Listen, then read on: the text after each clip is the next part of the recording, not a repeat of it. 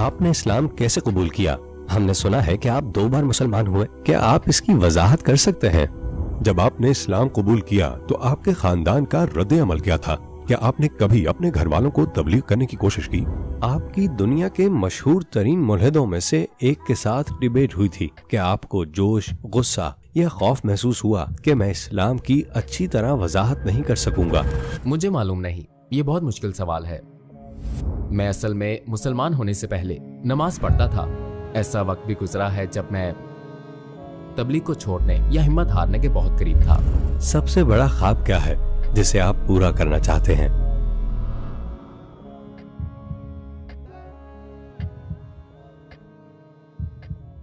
रसूल अल्लाह सल्लल्लाहु अलैहि वसल्लम आपने एक हदीस में फरमाया,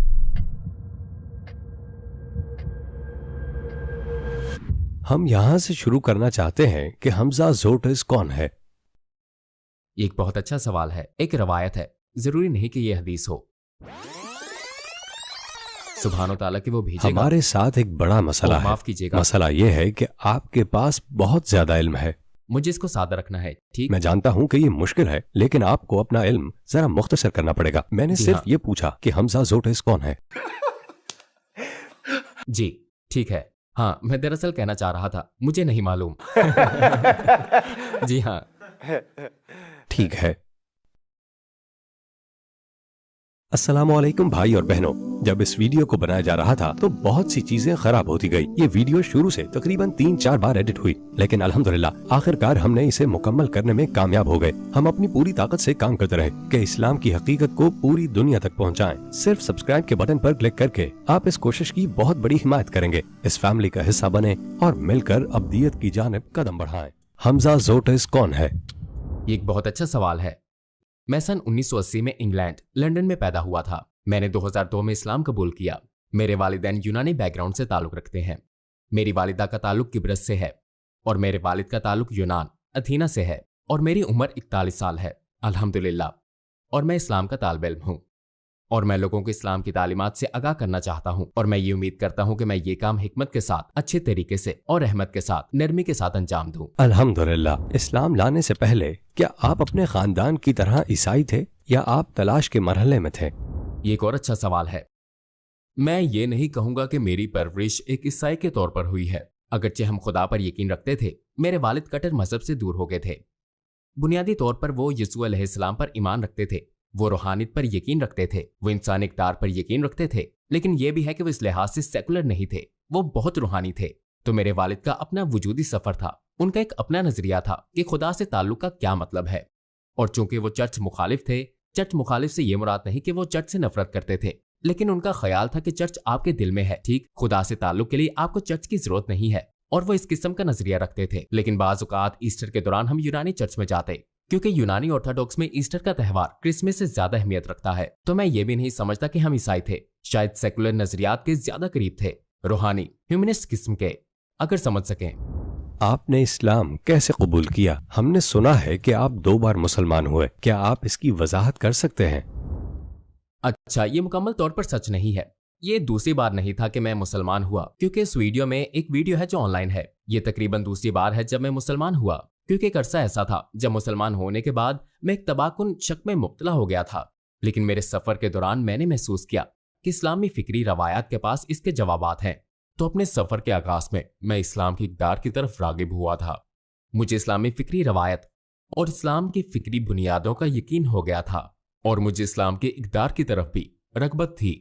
और दूसरी चीज जिसने मुझे मुसलमान बनने में मदद की वो ये थी कि दर हकीकत मैं मुसलमान होने से पहले नमाज पढ़ता था। और मुझे याद है कि मेरे दोस्त ने मुझे कहा था, अगरचे उस वक्त वो मेरा दोस्त नहीं था, किसी हद तक था, लेकिन हम इतने ज्यादा करीब नहीं थे, लेकिन वो मेरे भाई का दोस्त था। और मुझे याद है कि जब मैं कॉलेज में था तो वो मेरे मुसलमान दोस्तों से कहता था, अगर मुझे सही याद है, दरअसल उसने कहा था, जब आप सजदे में होते हैं तो आप अल्लाह के सबसे ज्यादा करीब होते हैं, आप अपने रब के सबसे ज्यादा करीब होते हैं अल्लाह से दुआ करने, बातें करने के लिए। तो मैंने नमाज पढ़ना सीखी और मैं नमाज पढ़ता और सजदे में अल्लाह से बातें करता और उससे हदायत मांगता था। जब आपने इस्लाम कबूल किया तो आपके खानदान का रद्द अमल क्या था? क्या आपने कभी अपने घर वालों को तबलीग करने की कोशिश की? ये किसी हद तक मुश्किल था, क्योंकि शायद उनके जहनों में इस्लाम का एक मनफी तस्वुर कायम था। शायद तारीखी वजूहात की बिना पर, समाजी वजूहात की बिना पर, या जो कुछ भी उन्होंने पढ़ा उसकी वजह से। लेकिन अब सूरत हाल बिल्कुल मुख्तलिफ है। हमारा एक बहुत ही मजबूत खुला ताल्लुक है जहां मैं इस्लाम से मुतल्लिक मुख्तलिफ चीजों पर बात करता हूं और जानते हो वो बैठकर सुनते हैं। और खास तौर पर मेरे वालिद तो ऐसे होते हैं कि ओ वाकई अच्छा, वो बहुत ज्यादा दिलचस्पी जाहिर करते हैं। और मेरे ख्याल में अपने वालिदैन को तबलीग करने का बेहतरीन तरीका यह है कि उनकी खिदमत के लिए खुद को वक्फ कर दें। इस काम के लिए वक्फ हो जाओ। आप जानते हैं होना पड़ता है। लिसान हाल अपने तर्ज अमल के साथ। जी हाँ, तो इससे मुझे प्रोफेसर सुलेमान डेरन की याद आती है। वो मारा यूनिवर्सिटी से हैं। उनके वालिदैन बीमार थे तो मैं उन्हें व्हाट्सएप करता था। मैं उन्हें कुछ हौसला देने की कोशिश कर रहा था और उन्होंने बहुत दिल को छू लेने वाला जवाब दिया। उन्होंने बुनियादी तौर पर कहा, मैं खुद को उनकी दुआओं का मुस्तहिक बनाने की कोशिश कर रहा हूं, लिहाजा आपको जितना ज्यादा हो सके अपने वालिदैन की खिदमत में रहना चाहिए। सबसे बड़ा ख्वाब जिसे आप पूरा करना चाहते हो।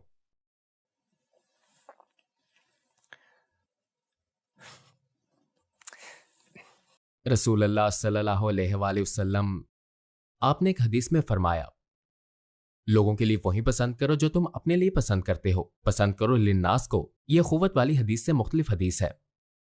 दूसरी हदीस वो भी एक सही हदीस है। ला युमिनु अहादुकुम हत्ता युहिब्बा लिअखीही मा युहिब्बु लिनफ्सिही। आप सच्चे मोमिन नहीं बन सकते जब तक आप अपने भाइयों के लिए वही पसंद ना करो जो आप अपने लिए पसंद करते हो। इससे मुराद इंसानियत भी है। तो तसव्वुर कीजिए, हम लोगों को दिखाते हैं वो जो भी हो कि हम उनकी खुशी के लिए और उनकी भलाई के लिए कोशिश कर रहे हैं। हम फलाह बहबूद के लिए कोशिश कर रहे हैं। और जाहिर है यही ख्वाब होता है कि आपके वालिदैन समेत आपके करीबी लोग खुश रहें, इस जिंदगी में भी और आखिरत में भी। अगर वो सिर्फ ये जान ले कि अल्लाह कौन है और अगर वो अल्लाह से इस तरह राब्ता कायम कर ले जैसे अल्लाह चाहता है कि वो उससे राब्ता करे, अगर ऐसा हो जाए तो उनमें से बहुत सी चीजें बिल्कुल गायब हो जाएंगी। जानते हो, मुझे एक लम्हा याद है जब मैं अपने वालिदैन को गाड़ी में ले जा रहा था अपने घर रात के खाने के लिए, और फिर मैं उन्हें वापस लेकर गया। हम मुख्तलिफ चीजों के बारे में बात कर रहे थे और मेरे वालिदैन बस यूं थे, जानते हो, तकरीबन झगड़ रहे थे लेकिन एक अच्छे अंदाज से। और मैं फितरी तौर पर नबी सल्लल्लाहु अलैहि वसल्लम के बारे में बातें कर रहा था। मैंने कहा, अम्मी जान खुश हो जाओ, क्या आप जानती हैं मोहम्मद सल्लल्लाहु अलैहि वसल्लम वो ऐसा कहते जो भी सूरत हाल होती उसके लिहाज से। और मेरे वालिद सुन रहे थे तो ये बात फितरी तौर पर आ गई। जो बातें हो रही थी ये इसका फितरी जवाब था। और वापस जाते वक्त उन्होंने कहा,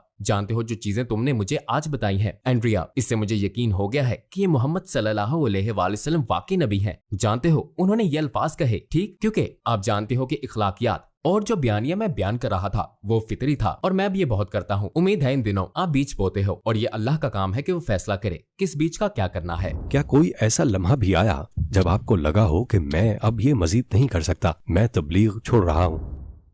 ऐसे लम्हात है जब मैं बस करीब था कि तबलीग का काम छोड़ देता या हार मान लेता।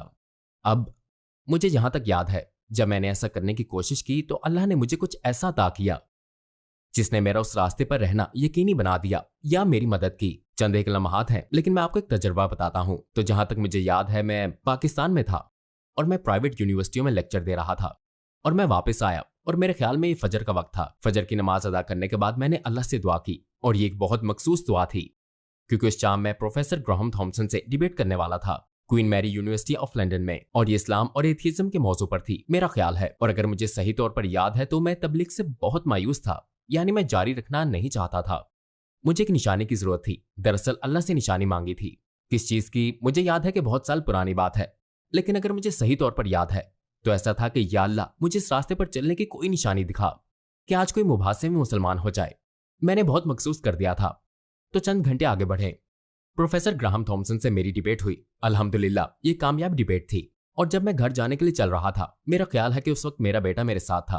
कुछ भाइयों ने मुझे रोका, वो मुझसे बात करना चाहते थे और उन्होंने मुझे उस आधे यूनानी आधे सर्बी भाई से मिलवाया जिसका नाम जॉर्ज था। जहां तक मुझे याद है उसका नाम जॉर्ज ही था और वो बुनियादी तौर पर मुसलमान नहीं था और वो इस्लाम में दिलचस्पी रखता था और उसे पहले कुछ मवाद मिल चुका था और वो इस्लाम के बारे में पढ़ रहा था, लेकिन उसका नबी सल्लल्लाहु अलैहि वसल्लम के बारे में एक सवाल था और वो मजीद जानना चाहता था। तो मैंने उसे ये दलील दी जो कुछ यूं थी कि अगर तुम नबी सल्लल्लाहु अलैहि वसल्लम का इनकार करते हो तो ये ऐसा ही है जैसे कि तुम अपनी माँ का इनकार कर दो। अगर आप इस दलील के बारे में मजीद जानना चाहते हैं आप मेरी किताब मुफ्त में डाउनलोड कर सकते हैं जिसका नाम है the divine reality. Sapiens institute की वेबसाइट पर दस्तयाब है और इस किताब का एक तुर्की वर्जन भी है, उसका बाब नंबर 14। और मैंने कहा अगर तुम ये समझ जाते हो, मैं तुमको मुसलमान बनने के लिए नहीं कह रहा, लेकिन कम से कम साबित कदम रहो। ये रहा मेरा फोन। मेरे ख्याल में उस वक्त मेरे पास ब्लैकबेरी फोन था। मैंने तकरीबन इसे उसकी तरफ फेंक दिया था। मैंने कहा ये रहा मेरा फोन, अपनी वालिदा को कॉल करो और कहो कि तुम्हें उस पर चेक करना पड़ेगा क्योंकि अब तुम रसूलुल्लाह सल्लल्लाहु अलैहि वसल्लम को नहीं मान रहे। ये इस ख्याल का एक अमूमी खुलासा है। तो वो मुसलमान हो गया क्योंकि उसे समझ आ गई कि अगर मैं नबी सल्लल्लाहु अलैहि वसल्लम का इनकार करूं, इस दलील की बुनियाद पर जो हमजा ने मुझे अभी गुफ्तगू के दौरान बताई है, ये तकरीबन 1 घंटा या इससे ज्यादा की गुफ्तगू थी। मेरे ख्याल में ये 1.5 घंटे के करीब थी, या कम से कम 1 घंटा। और उसने महसूस किया कि अगर मैं इस हस्ती का इनकार कर दूं, यानी रसूलुल्लाह सल्लल्लाहु अलैहि वसल्लम, ये ऐसा ही है जैसे कि मैं अपनी माँ का इनकार कर दूं। लेकिन मैं जानता हूं कि मेरी माँ ने मुझे जन्म दिया है, लेकिन इससे कहीं ज्यादा शवाहिद मौजूद है कि नबी सल्लल्लाहु अलैहि वसल्लम आखिरी नबी है और आप सल्लल्लाहु अलैहि वसल्लम ने सच बयान किया है और वो मुसलमान हो गया। और वो बहुत अच्छा इंसान है, वो हैरत अंगेज तौर पर बाइखलाक, बहुत ही आजिज इंसान तो है। आपको निशानी मिल गई और फिर वो आपकी मदद करता है ना, और फिर आप काम जारी रखते हैं। आपकी दुनिया के मशहूर तरीन मुल्हिदों में से एक के साथ डिबेट हुई थी। वो लम्हात आपके लिए कैसे थे? क्या आपको जोश, गुस्सा या खौफ महसूस हुआ कि मैं इस्लाम की अच्छी तरह वजाहत नहीं कर सकूंगा? एक परेशानी हमेशा रहती है कि आप अच्छा नहीं कर पाएंगे या बहुत अच्छा नहीं कर पाएंगे, या आप कुछ ऐसी बातें कह दें जो आपको नहीं कहना चाहिए थी। और ये सब जिंदगी का हिस्सा है और हम सब गलतियां भी करते हैं। ऐसा हमारे साथ हमेशा होता है। और जब मैंने इस डिबेट के लिए तैयारी की तो ये एक अहम लम्हा था, क्योंकि ये मेरे ख्याल में पहली बार था उस वक्त के जमाने में कि एक मुसलमान का मुकाबला, फिक्री मुकाबला किसी मुल्हिद के साथ हो रहा था, क्योंकि न्यू एथियस्ट मूवमेंट निस्बतन नई थी। अगर आप जानना चाहें तो ये 9/11 के बाद का वाकया है और उस वक्त आप जानते हैं न्यू एथिज्म उरूज पर था। अब ये तकरीबन खत्म हो चुका है, ये मगरिब में मर रहा है, लेकिन अब ये दूसरे ममालिक में जा रहा है। हाँ, न्यू एथिज्म खुद न्यू एथिज्म से मुख्तलिफ है। हाँ, दोनों में फर्क किया जाना चाहिए। लेकिन जानते हो, प्रोफेसर क्राउस, मेरे ख्याल में उन्हें क्रिस्टोफर हिचन्स की जगह एक मुतबादिल के तौर पर देखा जा रहा था, क्योंकि इस वक्त वो काफी बीमार थे। और वैसे भी, क्या आपके ख्याल में ये एक कामयाब डिबेट थी? हाँ बिल्कुल, मेरा मतलब है इसे तकरीबन 5 मिलियन व्यूज मिल चुके हैं। व्यूज के नुक्ता नजर से देखा जाए तो इस पर अभी भी बहुत से व्यूज आते हैं। ये कामयाब है, लेकिन ये कोई मायने नहीं रखते, क्योंकि ज्यादा व्यूज का मतलब हमेशा ज्यादा असर नहीं होता। मेरा मतलब ये है कि ये इस लिहाज से कामयाब थी कि अगरचे मैंने गलतियां की, इसके बाद मैंने फलसफे में मास्टर किया, मैंने फिलॉसफी की रिसर्च में मास्टर किया है और अब मैं पीएचडी कर रहा हूं। तो जाहिर है कि मुझे उम्मीद है कि मुझ में उस वक्त के लिहाज से काफी बेहतरी आई है और मैं चाहता हूं कि किसी दिन इस मुबाहसे का तज्जिया करूं और शायद कुछ गलतियों को ठीक करूं, क्योंकि ये परफेक्ट नहीं था। लेकिन इस सब के बावजूद ये हकीकत कि वहां एक मुसलमान एक मशहूर माहिर तालीम के मुकाबले में था जो एथियस्ट था, शायद एक न्यू एथियस्ट। हकीकत यह है कि मेरा वहां जाना और उसे चैलेंज करना यूं था कि गोया हम जीत चुके थे। इसलिए मुझे यकीन है कि उसकी हिकमत अमली सिर्फ मुझे नीचा दिखाने की थी और बहुत लोग इस मुबाहसे की वजह से मुसलमान हुए और अभी भी लोग इसे देख रहे हैं। अब क्या डिबेट तबलीग के लिए बेहतर रास्ता है? डिबेट का इस्तेमाल मसलहत और फसाद को मद्देनजर रखते हुए किया जाना चाहिए कि क्या इससे फवायद में इजाफा हो रहा है, क्या इससे नुकसानात कम हो रहे हैं। प्रोफेसर क्राउस के साथ मेरी डिबेट मेरे ख्याल में सही वक्त पर थी, क्योंकि न्यू एथिज्म मुस्लिम कम्युनिटी को अपनी लिपेट में ले रहा था और ये दर हकीकत देखिए इस्लाम का दिफा करने की कोशिश थी और इस्लाम की सच्चाई को आश्कार करने की, और इसने खास हद तक काम किया। ठीक है, अल्हम्दुलिल्लाह। क्या आप पर कभी तबलीग करते हुए हमला हुआ है? नहीं। आपका मतलब जिस्मानी तौर पर हमला? जी हाँ। नहीं, क्योंकि अगर ऐसा हो तो उनका जनाजा होगा। नहीं, मैं सिर्फ मजाक कर रहा हूं। नहीं, लेकिन कुछ तसादम के मौके पेश आए। मुझे याद है कई साल पहले मेरी एक्सट्रीम राइट विंग से ताल्लुक रखने वाले एक शख्स से बातचीत हुई और वो इस्लाम को नीचा दिखाने की कोशिश कर रहा था वगैरह वगैरह। वो मेरे बहुत करीब आ गया, मैंने उस पर खूब मेहनत की और बिल आखिर उसने मुझे गले लगा लिया। और मेरे ख्याल में ये वो चीज है जिसे हमें तबलीग में अपनाना चाहिए। गुफ्तगू के जरिए सामने वाले की खूबियां उजागर की जाएं, और मेरा मानना है कि ये अमल नबी सल्लल्लाहु अलैहि वसल्लम के अमल से मिलता जुलता है। जिस तरह से उन्होंने लोगों से गुफ्तगू की, जिस तरह सिर्फ अपने अंदाज़े गुफ्तगू के जरिए उन्होंने लोगों के अंदर खूबियां बेदार की। मुझे जितना याद है इसके मुताबिक खालिद बिन वलीद रज़ी अल्लाह अन्हो मुसलमान होने से पहले मुसलमानों का कत्लेआम कर रहे थे। वो मुसलमान कैसे हुए? मेरे ख्याल में नबी सल्लल्लाहु अलैहि वसल्लम ने खत लिखा, किसी से खत लिखवाया खालिद बिन वलीद को, और फरमाया कि कैसी बात है कि कैसे एक अक्लमंद इंसान अभी तक मुसलमान नहीं हुआ। तो देखा कैसे आप सल्लल्लाहु अलैहि वसल्लम किसी शख्स को इज्जत दे रहे हैं, वो एक इंसान को बेहतर बना रहे हैं अपने ख्यालात के इजहार के जरिए उस शख्स से बेहतरीन अंजाम हासिल करने के लिए, और वो आपको बेहतरीन नताइज देंगे। और ये बहुत मुश्किल काम है, आपको इस बारे में बहुत मोहतात रहना होता है, लेकिन ये वाकई काम करता है। मिसाल के तौर पर बाज़ औक़ात तबलीग के तनाज़ुर में कोई कहता है, क्या आपके यहाँ अपनी औरतों को मारने की इजाजत है? हाँ या नहीं? हाँ या नहीं? या क्या आप ये मानते हैं कि आपको हाथ काटने चाहिए? हाँ या नहीं? हाँ या नहीं? और वो कहते हैं हाँ या नहीं, सिर्फ हाँ या नहीं में जवाब दो। और मैं कहता हूँ कि सुनो मेरे दोस्त, मैं जानता हूँ कि आप एक मुखलिस इंसान है, और मैं जानता हूँ कि अगर मैं आपसे सवाल पूछूं कि अबॉर्शन के मुतालिक आपका क्या ख्याल है, हाँ या नहीं, हाँ या नहीं आपका जवाब नहीं हो सकता, तो इसी तरह ये मेरा जवाब भी नहीं बन सकता। मैं जानता हूं कि आप मुखलिस हैं, और मैं जानता हूं कि आप यहाँ मेरी बात सुनने के लिए और वाकई मेरे साथ बातचीत करने के लिए आए हैं, और मैं वाकई खुश हूं कि आप गूगल पर नहीं गए बल्कि आप मेरे पास आए। और चूंकि आप इतने मुखलिस आदमी हैं तो मैं आपको बता रहा हूं, मुझे सिर्फ 2 मिनट दें, मैं आपको इसकी तफसील बताता हूं। और फिर वो पुरसुकून हो जाते हैं। ओके, नो प्रॉब्लम कहते हुए, क्योंकि आपका अमल ये बता रहा है कि वो मुखलिस है। आपने तस्दीक कर दी कि वो बहुत अच्छे इंसान है, अगरचे वो आपके पास गुस्से में आए हो, अगरचे वो आपके पास तलखी के साथ आए हो, लेकिन ये वही है जिसके बारे में मैंने पहले कहा था। सूरह फुसिलत सूरह नंबर 41 आयत 34, और भलाई और बुराई बराबर नहीं हो सकती, तो सख्त कलामी का ऐसे तरीके से जवाब दो जो बहुत अच्छा हो। ऐसा करने से तुम देखोगे कि जिसमें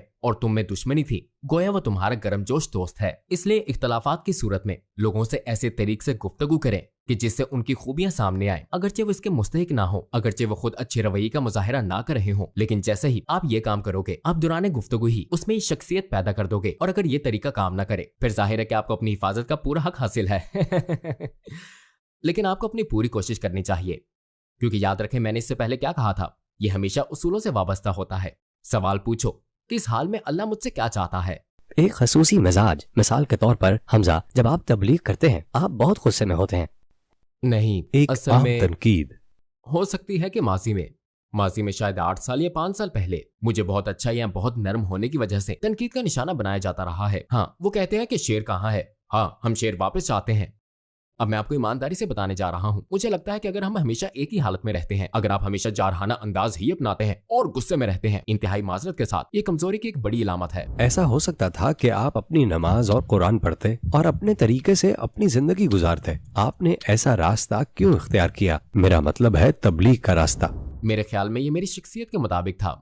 जब मैं किसी चीज से मोहब्बत करता हूँ तो मैं उसके बारे में बात करता हूँ, तो एक फितरी बात है। अगर आपको कुछ पसंद है तो आप इसे शेयर करना चाहते हैं, तो फितरी तौर पर अगर आप इस्लाम से मोहब्बत करते हैं तो आप इसे भी शेयर करना चाहेंगे। देखो, दिन के आखिरी हिस्से में मैं बहुत मीठा आम चखता हूँ। मैंने आम चख लिया। अगर मैं एक अच्छा इंसान हूँ तो मैं चाहूंगा कि दूसरे लोग भी इस आम को चखें। ठीक है, मैं इस अच्छाई को बांटना चाहता हूँ जो मेरे पास है, और मैंने ये मिठास चखी है जो कि इस्लाम है। और अगर पूरी दुनिया मुझसे कहे नहीं ये मीठा नहीं है, तो मैं उन पर यकीन नहीं करूंगा, क्योंकि उन्होंने मेरा आम नहीं चखा है। ठीक है, तो आपको इस कदर एतमाद महसूस होता है क्योंकि मैंने चख लिया है। मैं चाहता हूँ कि आप भी वो चखें जो मैं चख रहा हूँ। तो ये एक और मुहरक है कि आप लोगों के लिए अच्छाई को पसंद करते हैं। अगर आप एक महजब इंसान है, जानते हो आप तमाम लोगों की भलाई और रहनुमाई के लिए पुरज़म रहना चाहते हो। हम चाहते हैं कि लोग खुश रहें, और ये वो चीज है जो लोगों को खुशी अता करती है। फिर आपको इसे लोगों को देना चाहिए। आपके साथ मसला क्या है? आप इतने खुदगर्ज क्यों हो? और इस पर बात खत्म करता हूँ कि इसका अजर बहुत बड़ा है। इस बारे में सोचें। तसव्वुर करें कि एक शख्स आपके काम की वजह से मुसलमान हो जाता है। अल्लाह की मर्जी से एक शख्स वो शख्स शादी कर लेता है। अब 2 लोग हो गए और उनके 2 बच्चे होते हैं, तो अब 4 लोग हो गए।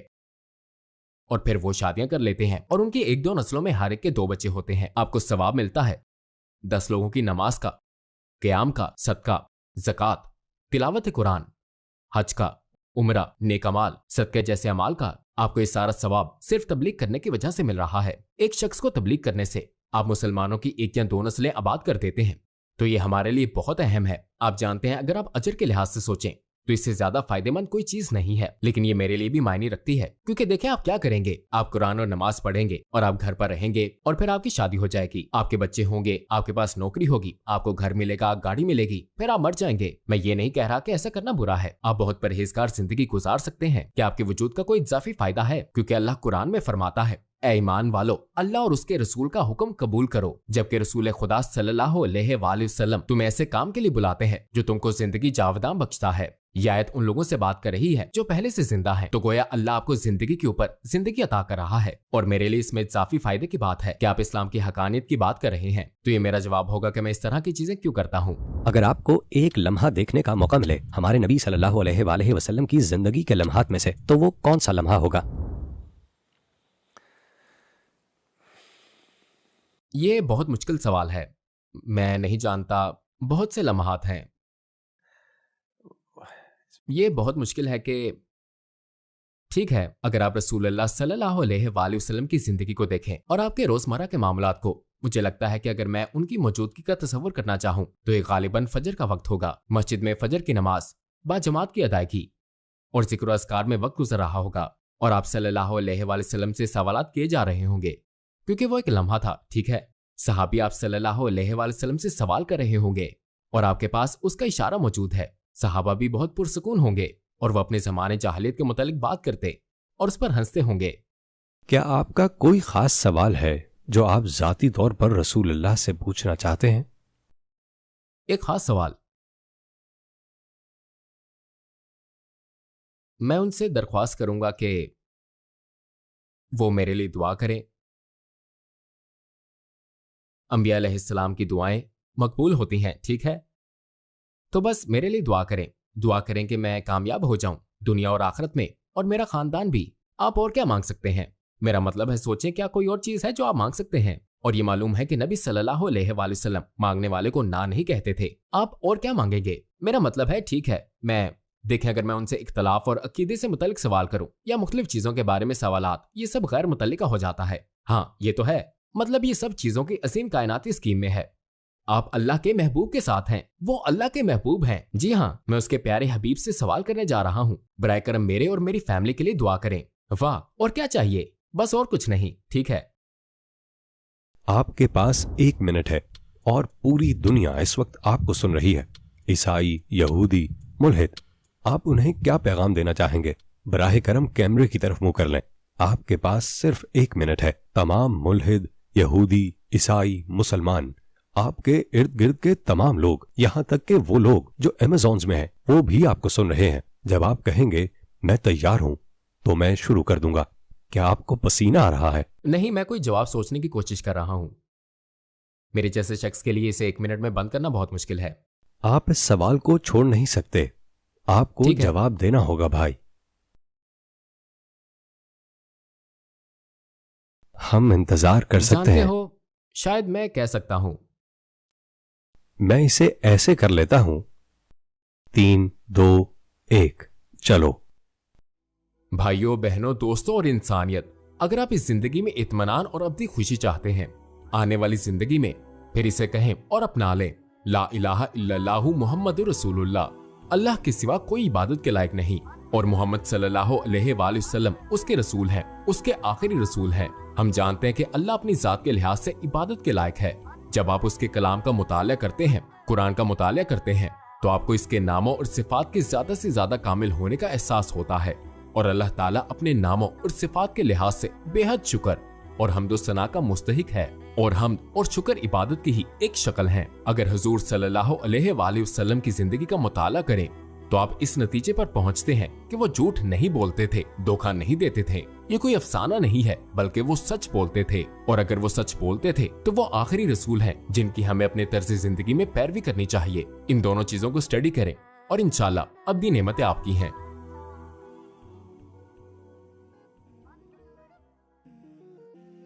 भाई, इस वक्त लगता है आपको कॉफी की जरूरत है।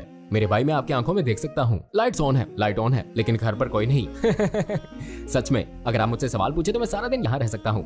ये मुझ पर हमला करने वाला है। अगर ये मुझ पर हमला करे तो वो जरूर पागल होंगे। नहीं, मैं मजाक कर रहा हूँ। अस्तगफिरुल्लाह, अस्तगफिरुल्लाह। मैं एक बार और करता हूँ, एक बार और आप इंतखाब कर सकते हैं कि कौन सा बेहतर है। आखिरी बार 3, तो चौथी कोशिश, एक आखिरी 5। हम इस बार सही कर लेंगे क्योंकि ये 1 मिनट से ज्यादा लंबी थी और ये मेरे ख्याल में सबसे बेहतर था, लेकिन हमें ये मुख्तसर चाहिए। ये वल्लाह, शुक्रिया। मुझे पोस्ट प्रोडक्शन टीम पर तरस आ रहा है। आप अब तक का सबसे मुश्किल काम है। अल्लाह अकबर।